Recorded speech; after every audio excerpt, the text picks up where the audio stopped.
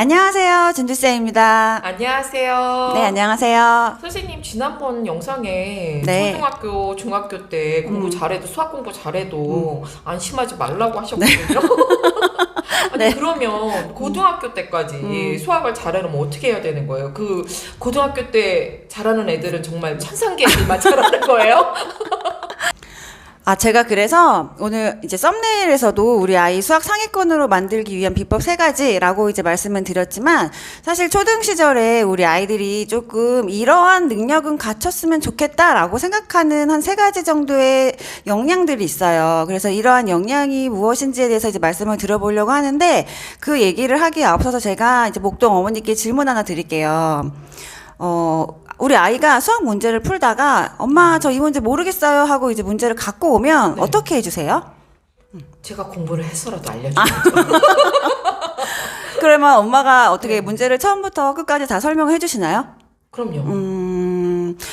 아이가 모르겠다 그래서 온 거니까. 네네네. 이런 게 지금 대부분 어머니들이 이러시고, 네. 보면 나 좀 왕년에 수학 좀 했다 하시는 분들일수록 아이에게 더 이제 열정적으로 친절하게 문제를 처음부터 끝까지 다 설명을 해주시는 경향이 있거든요.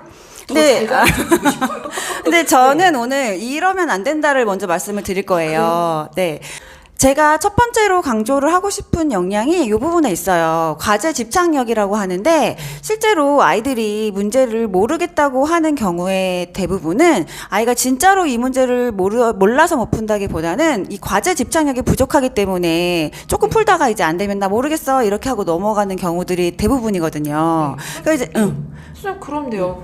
모른다고 하는데 그냥 그러면 냅둬요. 그쵸. 이제 아이가 모르겠다고 했을 때 이제 엄마가 다 처음부터 끝까지 다 설명을 해주는 게 요 과제 집착력을 방해한다라고 이제 제가 말씀을 드리면, 그러면 이제 처음부터 끝까지 설명 안 해주면 얘 그냥 끝까지 너 혼자 풀어봐라 이렇게 그냥 끝까지 둬야 되냐 이렇게 질문들을 하시는데, 아이가 수학 문제를 진짜 모르는데 엄마가 안 도와주고 무조건 끝까지 풀어라 하면은 이 아이는 진짜 수학이 너무 어렵고 재미없는 과목이다라고 느낄 수 있거든요. 네네. 그래서 이렇게 그냥 무조건 방치하라는 게 아니라 이 아이가 이제 이 문제를 스스로 해결할 수 있도록 어떤 작은 실마리 정도를 던져주시는 게 중요합니다. 그래서 어떤 힌트나 이 실마리를 통해서 그것을 이용했다 해도 결국에 문제는 내가 풀었구나라는 느낌을 아이가 느끼는 게 중요하거든요.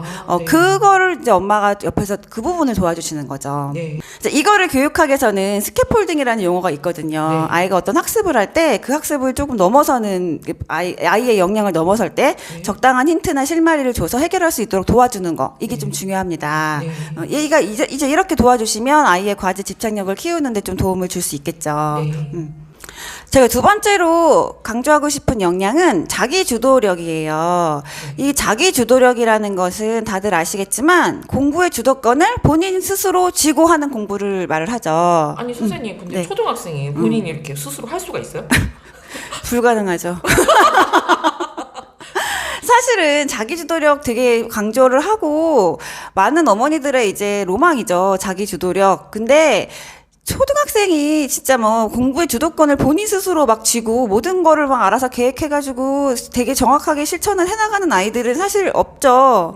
네, 없다고 봐도 무방해요. 아이들이 아직은 그런 나이가 아닙니다.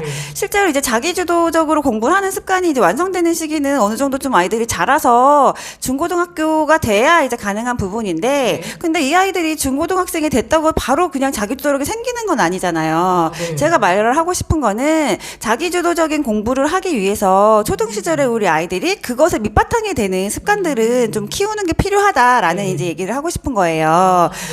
실제로 이제 우리 아이들은 요즘은 듣는 공부에 굉장히 많이 익숙해져 있는 맞아요. 세대죠. 뭐 인터넷 강의를 듣는다든지 학원에 가서 수업을 듣는다든지 이럴 때 이제 본인들은 편하게 이제 앉아서 선생님의 설명을 듣고 이렇게 듣는 공부에 누군가 네네. 설명해 주는 거가 이제 익숙하게 공부를 하고 있는데, 수학은 실제로 이렇게 편한 방법이 통하는 과목은 아니에요. 좀 불편하더라도 본인이 스스로 글씨를 이제 풀이 과정을 열심히 써보고, 개념도 누군가 나에게 설명을 해줬지만 내가 이 개념을 스스로 한번 이해해보려고 또 애도 써보고, 이렇게 좀 불편한 방법으로 공부를 해야 실력이 쌓이는 과목이기 때문에 이러한 습관을 잡는 게 제 가장 좋은 시기가 초등 시절이라고 저는 생각을 합니다.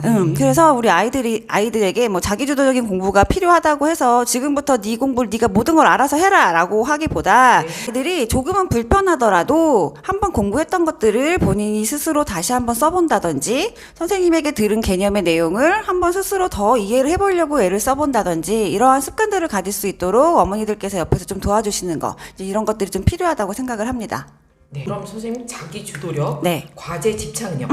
그럼 나머지 한 가지는 또 뭘까요? 네, 또 가장 저는 중요한 거라고 생각을 하는데 네네. 개념 적용력이라고 저는 표현을 해요. 근데 우리 아이들이 대부분 초등학생들은 수학 문제를 풀 때 내가 이걸 어떻게든 그냥 풀어서 답만 맞으면 돼. 네. 라는 이제 인식이 좀 많이 있어요. 그래서 문제를 찍던지 아니면 보기를 대입해서 답을 맞추던지 그렇게 잘 알지 못해도 어쨌든 내가 이걸 다 맞췄으면 됐다라고 생각하는 경향들이 좀 있는데 이제 이렇게 넘어가는 것보다는 항상 저는 수학에서는 개념이 가장 중요하다라고 이제 말씀을 드리는데 수학 문제를 초등 시절에는 우리 아이들이 어떤 입시나 어떤 결과물을 위해서 공부를 하는 시기는 아니잖아요. 그러니까 얘가 다양한 문제를 많이 풀어서 문제를 많이 맞췄다. 이게 중요한 시기가 아니기 때문에 한 문제를 풀더라도 내가 푸는 이 문제가 어떤 개념을 묻고 있는 문제고 내가 이 문제를 풀 때 내가 알고 있던 어떤 개념을 이용해서 풀었는지 이 문제에서 적용된 개념이 무엇인지 이제 이런 것들을 정확하게 알고 문제를 푸는 게 중요한 거죠.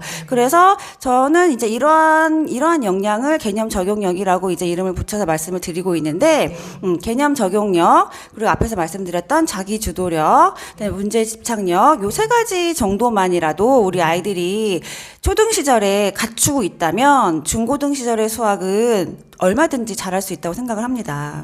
그래요. 선생님 네. 오늘도 도움되는 말씀 감사합니다. 네, 도움이 되셨나요? 저는 네. 다음 시간에 더 좋은 주제로 찾아오겠습니다. 감사합니다. 감사합니다.